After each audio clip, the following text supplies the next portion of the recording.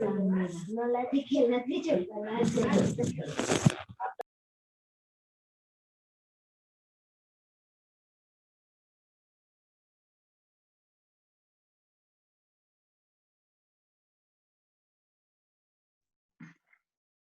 Bueno, entonces, hablábamos del caso que nos presenta, que nos platica Guadalupe. Y sí, efectivamente, estos principios, todos estos principios de ergonomía y de antropometría que incluyen esta materia, son para aplicarse en cualquier actividad en la que el ser humano tiene que desarrollar una actividad tanto física como mental. Tanto iluminación como temperatura, ¿sí? Por ejemplo, en el caso de las escuelas, como las características del mobiliario, son en este caso responsabilidad del fabricante, pero también son una forma en que nosotros, si somos conscientes de esto que estamos estudiando, podemos tomar una mejor decisión acerca de qué mobiliario elegir, ¿sí? Y qué características debe tener el mobiliario. Por ejemplo, pudiéramos haber realizado como proyecto, que ya alguna vez lo hice, hacer un análisis ambiental dentro de la ergonomía para los salones de clases. Y la primera vez que lo hicimos, pues sí, encontramos un montón de cuestiones, ¿no?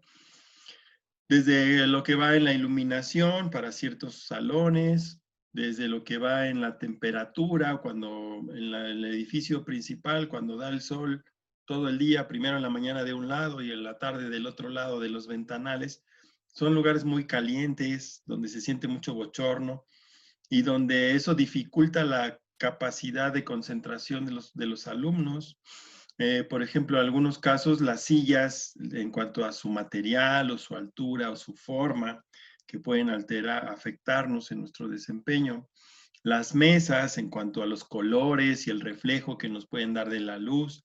La propia fuente de iluminación que se ocupan, en la que algunos casos pues, son lámparas de LEDs, que cuando ya nosotros observamos sobre el blanco de nuestras libretas, pues nos da unas coloraciones así entre amarillos y rojos y azules, que con el tiempo cansan la vista. Entonces, todo eso es información que si nosotros con el conocimiento que tenemos ahorita de ergonomía y de antropometría, en la aplicación de los lugares donde el ser humano desarrolle cualquier actividad humana, pues podemos elegir y tomar mejores decisiones acerca de las características más adecuadas del mobiliario de trabajo donde va a estar ejecutando su actividad durante 9 horas, 12 horas, ¿no? Entonces, a eso nos referimos. Por eso es la importancia que tiene esto, ¿sí? Y hay diferentes actividades en las que la antropometría dinámica tiene mucho que ver por la cantidad de actividades y la repetición de las actividades en el periodo de trabajo. Ahorita espero que se pueda transmitir correctamente una serie de videos que hablan precisamente de estas consideraciones de las posturas de los trabajadores en su puesto de trabajo. Es lo que vamos a analizar a continuación. Entonces ya vimos aquí un ejemplo de todas las cuestiones que involucran un tipo de actividad, ¿sí?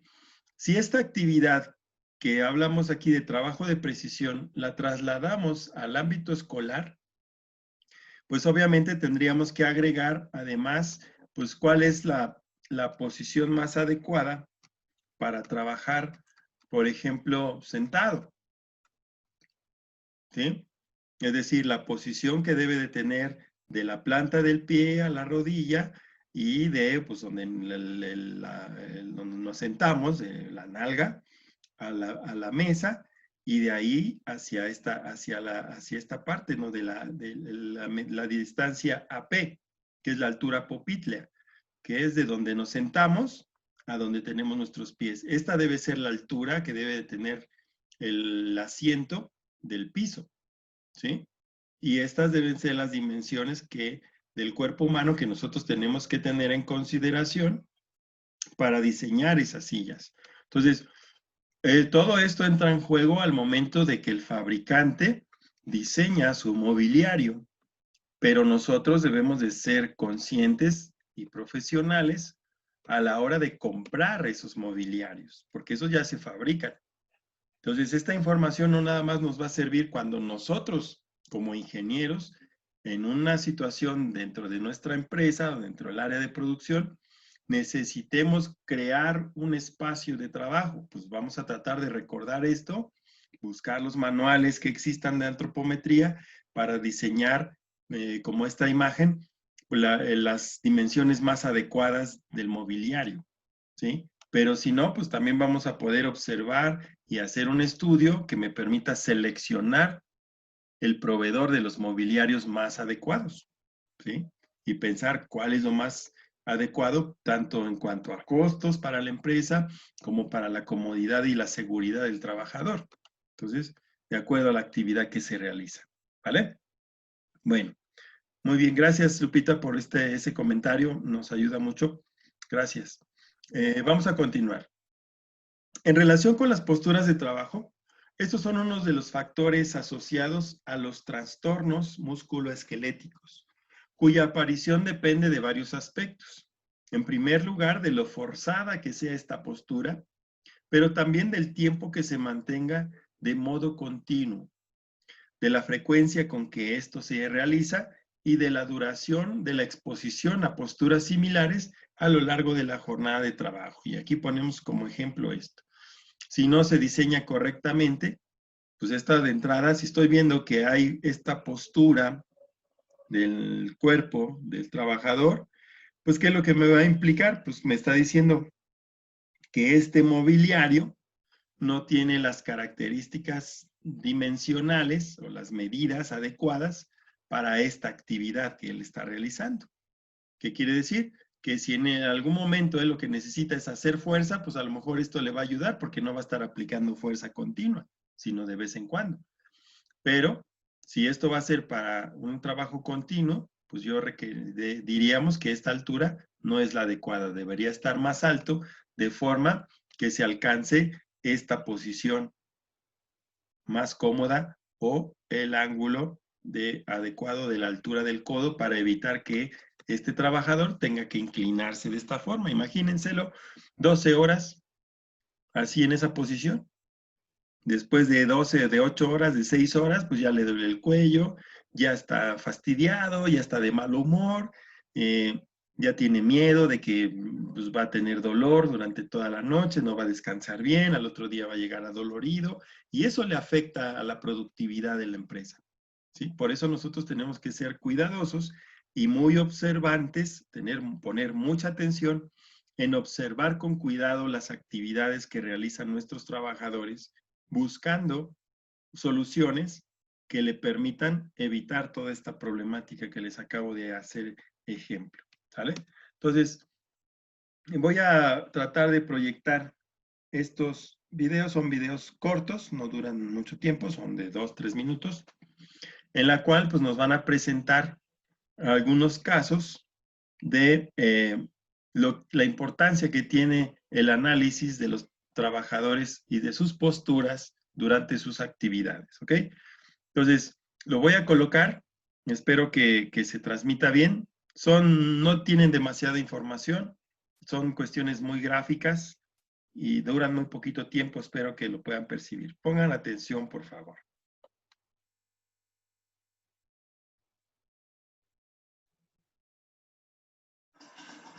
Una y otra vez más.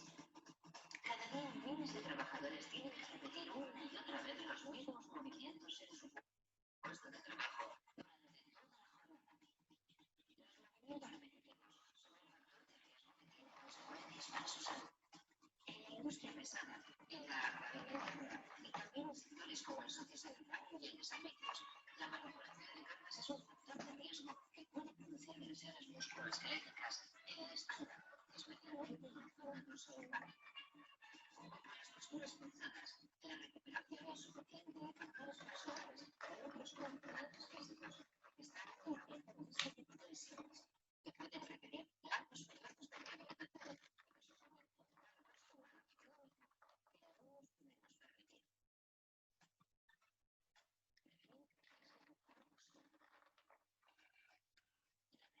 causas de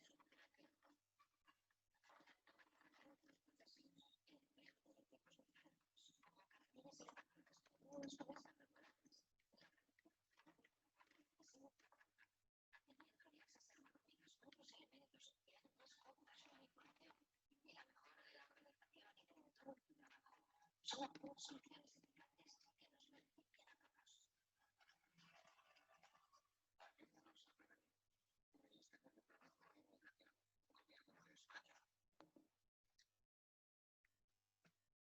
Bueno, entonces, si alcanzamos a apreciar bien, nos marca la importancia que tiene el análisis de las actividades que realizan los trabajadores en su lugar de trabajo y las consecuencias que esto puede traer, tanto económicas como de productividad, al presentarse lesiones causadas por estas mismas malas circunstancias de trabajo.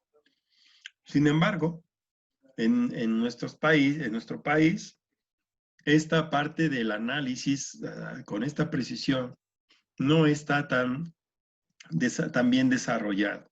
Es decir, los empresarios o los dueños de las industrias o incluso muchos de nuestros ingenieros no son conscientes de la importancia que tiene apoyar al trabajador en sus actividades.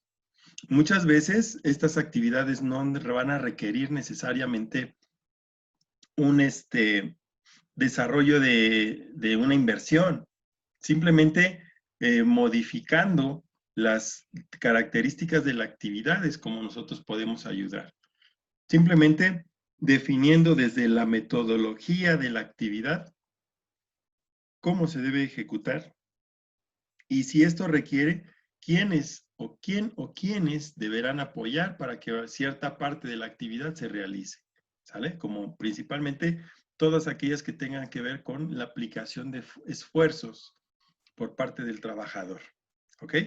Entonces, esta fue la primera diapositiva que habla de este sentido. Ok, vamos a ver esta. Si es la misma o es otra, no sé. Es otra.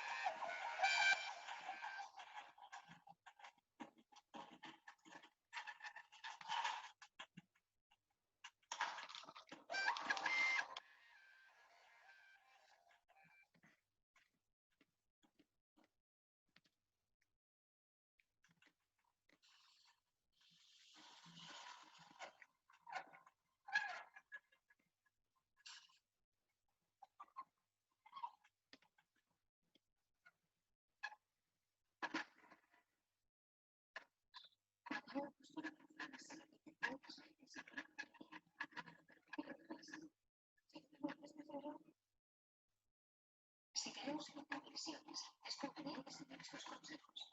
En las tareas de limpieza, los utensilios prolongos extensivos son encadenados, que facilitan el uso de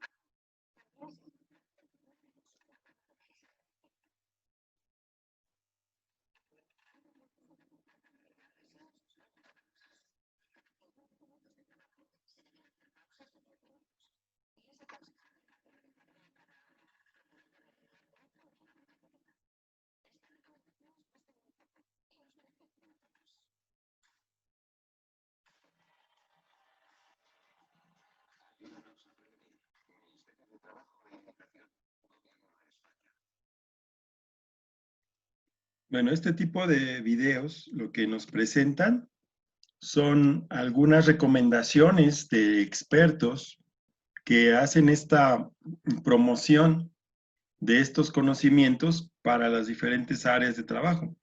Estamos hablando de áreas de trabajo y no necesariamente todas estas áreas tendrán que ser fábricas, ¿no? Estamos hablando de actividades laborales en general que implican pues el movimiento de las personas. Vamos a ver si este es otro o es el mismo.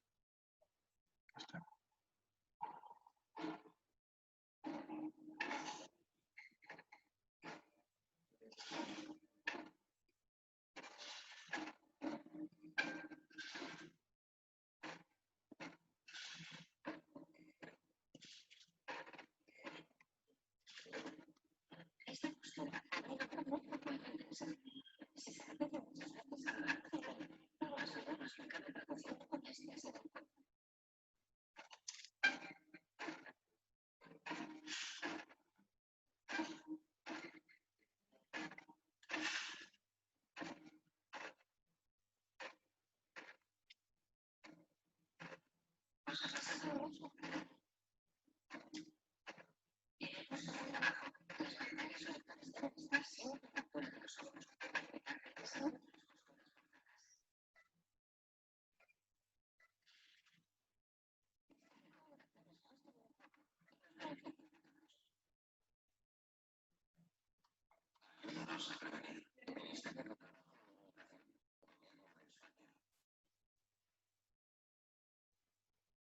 Ok.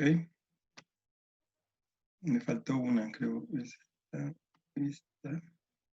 Esta.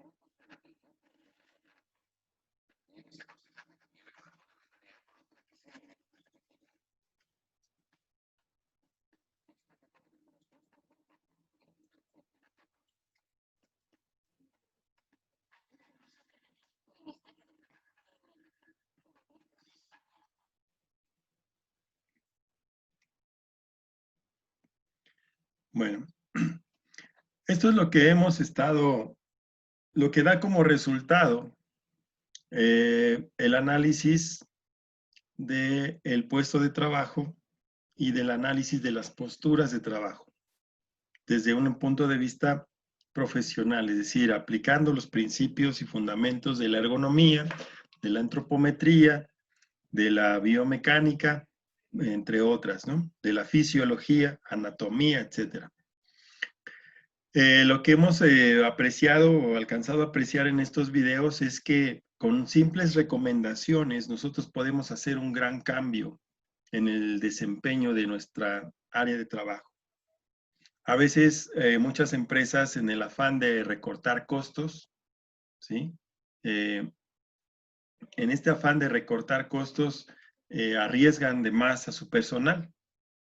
Nosotros como ingenieros industriales que tenemos ya idea de esta parte de lo que es la ergonomía, trataremos de reducir al máximo estas afectaciones, ¿no? Tener una mejor forma de visualizar los espacios laborales o las actividades laborales, buscando siempre la mejor forma de que se haga, protegiendo lo mejor posible a los trabajadores o cuidando que las condiciones del trabajo sean las más adecuadas, ¿no? Brindándoles de las herramientas adecuadas, brindándoles del espacio adecuado en base a todos estos fundamentos que hemos estado revisando, ¿no?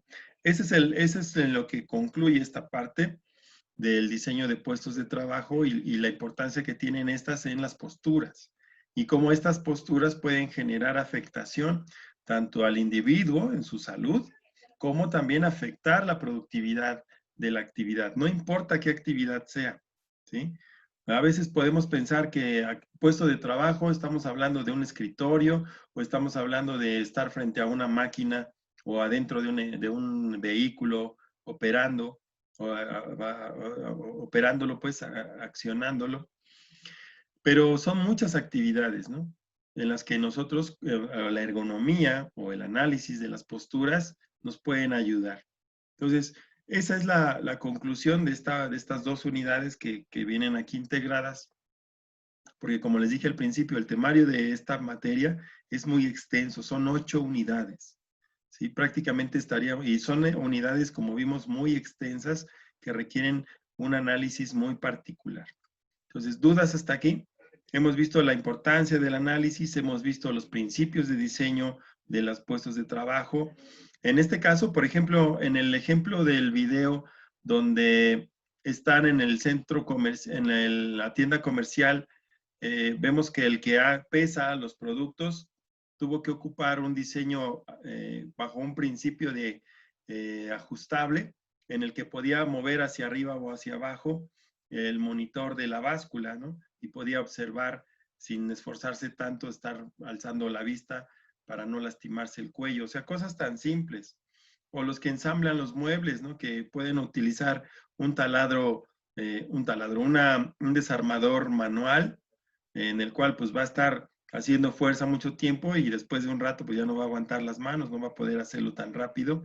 Y también ver las alternativas que podemos encontrar para facilitarles el trabajo a los operadores, ¿sí? Sin que eso, además, lo tengamos que considerar como una inversión o un gasto más bien, sino más bien como una inversión, porque el hecho de contar con un trabajador sano y eficiente, pues es lo que busca la organización. Si no le damos las herramientas adecuadas para que sea más eficiente y cuide más su salud, pues nosotros mismos estamos atentando contra la productividad de la organización, ¿ok?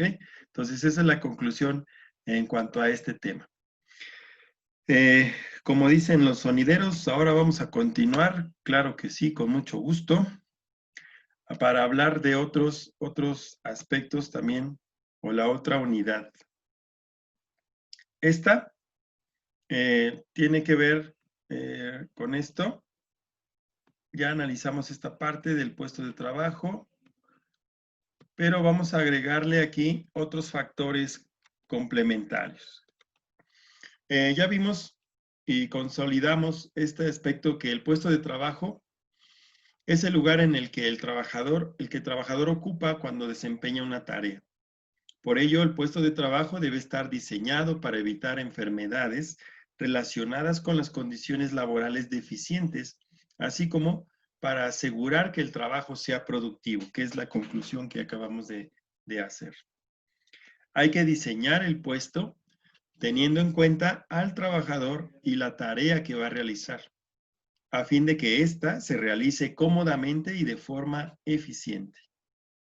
El diseño de puestos de trabajo debe comprender todos los elementos que integran el sistema de trabajo, incluyendo los aspectos relativos al medio ambiente físico y a la organización del trabajo. Todo esto ya lo vimos a detalle en la unidad anterior.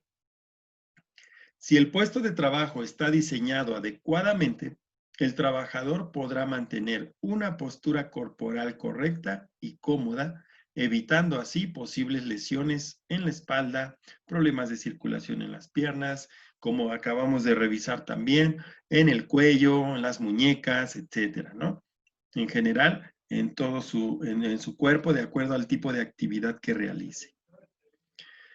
Las principales causas de estos problemas pueden ser desde asientos mal diseñados, como comentábamos hace rato, permanecer de pie durante mucho tiempo, extender demasiado los brazos para alcanzar los objetos, como vimos ahora en el video de la camarera que estaba limpiando los espejos, o una iluminación insuficiente que obliga al trabajador a acercarse demasiado a las piezas. El diseño de un nuevo puesto de trabajo o el rediseño de uno existente conlleva un procedimiento que consta de varias etapas. La intervención de los ergónomos, los expertos en ergonomía, no debería darse después de que se hayan tomado las decisiones importantes, que era lo que hablaba. Debemos de saber tomar decisiones desde la selección de los equipos o los mobiliarios que vamos a ocupar. Entonces,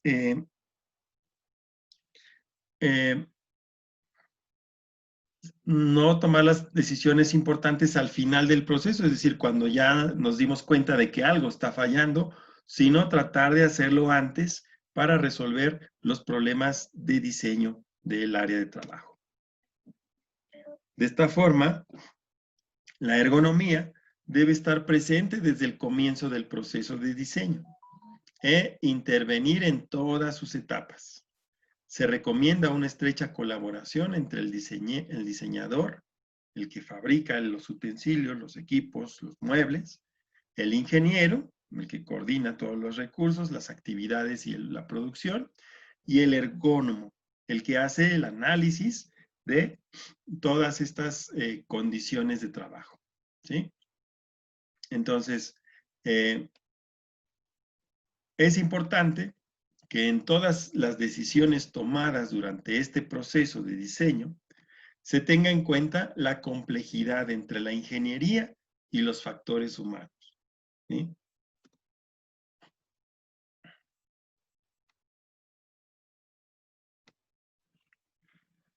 Etapas que comprenden el proceso de diseño del lugar de trabajo, es decir, cómo vamos a ir organizando todo este proceso para poder contar con un lugar de trabajo que sea adecuado para el trabajador.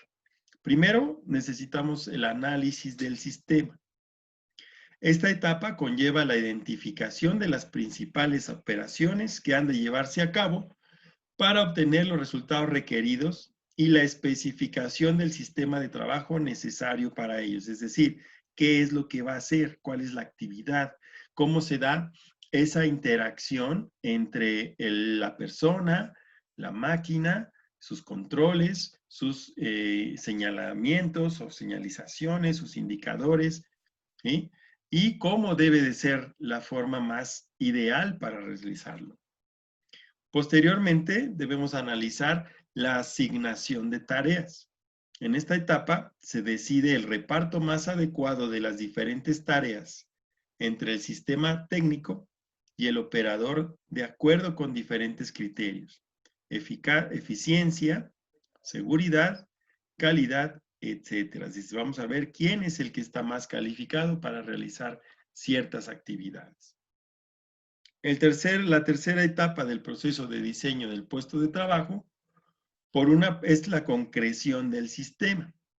Por una parte, se trata de diseñar la configuración física más adecuada, es decir, los mobiliarios, el entorno, y seleccionar los dispositivos técnicos necesarios, como vimos en los videos, herramientas eléctricas o hidráulicas, dispositivos, herramientas que faciliten una actividad, ¿ok?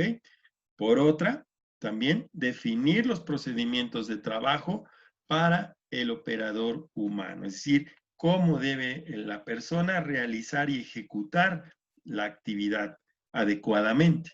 A veces resulta que le damos al trabajador la herramienta adecuada, le compramos un taladro, le damos una herramienta adecuada y propia a lo que va a hacer, pero él trabaja de manera desordenada o no sabe ocupar correctamente las herramientas para su cuidado, para su beneficio personal. Entonces, también no es nada más dotarlo de todos los adelantos tecnológicos para que haga una tarea simple, sino que también enseñarle las técnicas adecuadas por las cuales él, al ejecutar su actividad, no se va a ver afectado en su salud. Entonces, no nada más es darle el espacio de trabajo adecuado, ¿sí? Ponerle los mobiliarios más cómodos, más óptimos para su actividad. No es nada más dotarlo de todas las herramientas técnicas que requiera para hacer su actividad de la manera más sencilla posible, sino también darle ese adiestramiento que requiere para ejecutar correctamente su trabajo con esas herramientas y en ese ambiente. El punto número 4 es la etapa de validación. En esta etapa se realiza, por un lado, una evaluación del diseño, cuando es posible, mediante prototipos o simulaciones. Y también se introducen las mejoras requeridas.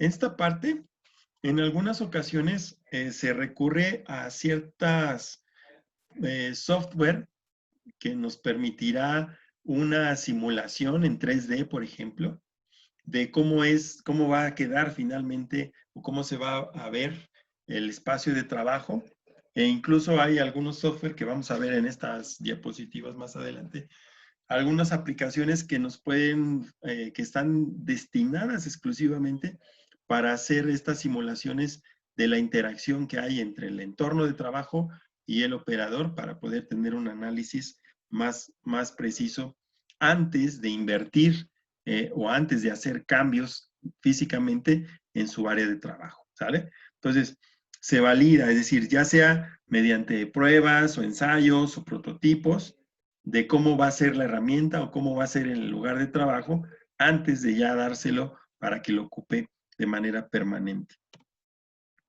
Una vez de que ya se validó todo y que ya vimos que sí va a funcionar, ya corregimos algunos detalles, ya sea por medio de la simulación o por medio de los prototipos que se hayan diseñado, pues ahora vamos a implementar el nuevo sistema de trabajo. Aquí es donde a los trabajadores se les informa de cuáles son los objetivos que se pretenden y de los cambios que se van a llevar a cabo en su lugar de trabajo, en su trabajo. En este caso necesario, los trabajadores también deberán ser objeto de formación y entrenamiento. Si lo voy a dotar de una herramienta, tengo que enseñarle los beneficios de usar correctamente esa herramienta, cómo se debe utilizar, cómo se debe de cuidar la herramienta y cómo él debe de utilizarla para, obviamente, sacarle el mayor beneficio y cuidar su salud. Para eso también, en algunos casos, si eso lo requiere, pues van a necesitar cursos de capacitación. Con frecuencia, las decisiones que hay que tomar en el proceso de diseño suponen la adopción de soluciones de compromiso.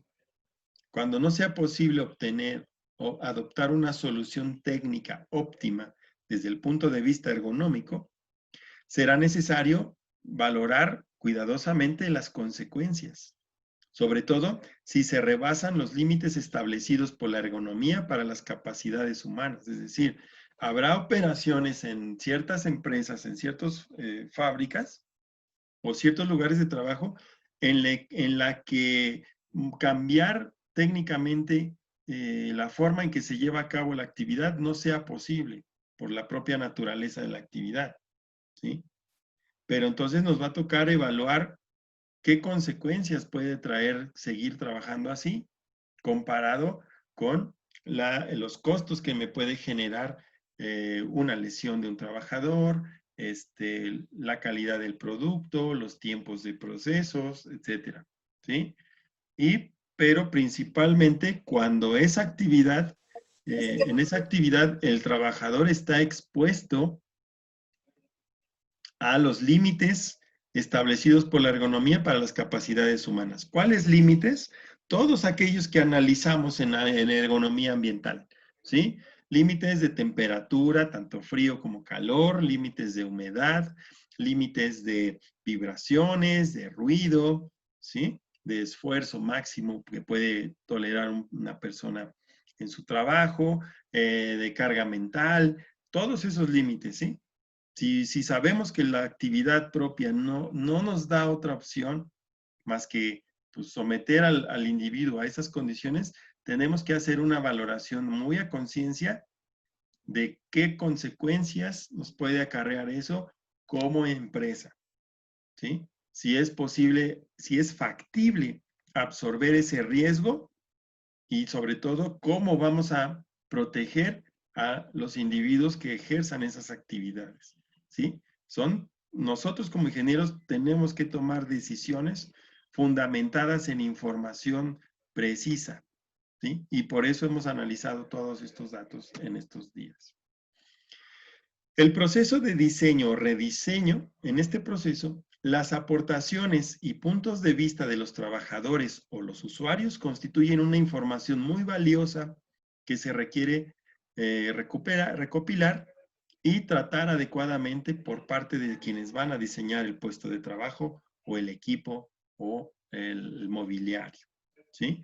Ya vimos que existen ciertas metodologías ergonómicas que se basan en este principio de conocer el punto de vista de los trabajadores acerca de su actividad, porque ellos son los expertos, ellos son los que tienen la vivencia de cómo se siente su organismo o cómo se sienten ellos al efectuar ciertas actividades. Entonces, siempre es importante que tomemos en cuenta primero la opinión de los trabajadores dentro de este proceso de diseño, ya sea de un nuevo diseño o de readaptar o rediseñar para mejorar los puestos de trabajo actuales en la empresa. ¿Vale? Entonces, para esto, como vimos, ya vimos diferentes métodos en diferentes enfoques. Vamos a ver algunos métodos de análisis ergonómicos adicionales. Como métodos de análisis ergonómicos, estos se crearon para el estudio de los esfuerzos que las personas pueden realizar y la evaluación de los límites admisibles recomendados, tolerables, exigibles o permitidos, que no sin peligrar en su salud. Entonces, esos métodos son los que revisamos. Revisamos métodos NIOSH, métodos, ¿cómo se llama? Los MAPFRE, ¿sí? Los métodos OWA, ¿sí? Entonces, ese tipo de metodologías es lo que busca, conocer cómo funcionan, cómo están, en qué condiciones se está desarrollando la actividad y hacer un análisis comparativo con los límites tolerables que ya también conocimos de la ergonomía ambiental para poder hacer una valoración correcta y ver en qué momento se requieren hacer cambios, como veíamos en el análisis de EWA, o en qué momentos hacer cambios, ¿no? Porque me da información precisa de cómo está siendo sometido el operador a ciertas actividades, ciertos movimientos que pudieran poner en riesgo su salud. Existen actualmente diversos métodos de evaluación internacionalmente reconocidos que son los que se aplican por ser los responsables del proyecto de diseño de tareas, tanto en la fase de concepción, es decir, cuando estamos apenas diseñando cómo va a ser el espacio de trabajo, como en la de ergonomía correctiva, que también ya sabemos. La ergonomía correctiva es aquella que tiene como principal objetivo corregir o rediseñar el entorno de trabajo para que éste tenga mejores condiciones para favorecer el confort de los trabajadores y aumentar su productividad.